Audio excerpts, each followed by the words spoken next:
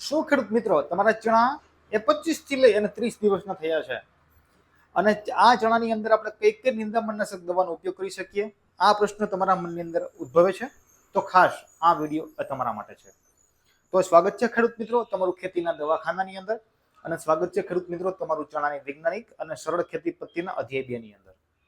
ખાસ કરીને ચણાની અંદર ઉગતા જે કઈ નિંદામણ છે એના નિયંત્રણ માટે આપ લોકોએ ટોપરામેઝિન એક પંપની અંદર તમારે 1.5 મિલી લખી નાખી અને તમારે એનો ઉપયોગ કરવાનો છે, જેની અંદર ચણાની અંદર ઉગતા જે કઈ નિંદામણ છે એની અંદર આપણે અસરકારક પરિણામ જોવા મળશે. પરંતુ ખાસ આ દવાનો ઉપયોગ જ્યારે તમે કરો છો ત્યારે તમારી જમીનની અંદર પૂરતો ભેજ હોવો જરૂરી છે. તેમજ આપણા ચણાનો વેજીટેટિવ ગ્રોથ ઓછો ન થાય અથવા તો ઘટી ન જાય, આપણા ચણા પીળા ન પડે એના માટે આ દવાની સાથે આપ લોકોએ ખાસ સિલેટેડ ઝીંક એક પંપની અંદર 20 થી 25 ગ્રામ લખી નાખી અને તમારે પછી આ દવાનો ઉપયોગ કરવાનો છે. તો આ દવાનો ઉપયોગ કર્યા પછી તમને કેવું પરિણામ મળ્યું, તમારો અભિપ્રાય અમને કોમેન્ટ બોક્સની અંદર લખીને જણાવો. અને ખાસ આ વિડીયો જો તમને પસંદ આવ્યો હોય તો તમે તમારા અન્ય ખેડૂત મિત્રો સુધી શેર કરો, અને વધુ માહિતી માટે ખાસ તમે અમારા પેજને ફોલો કરો. આભાર.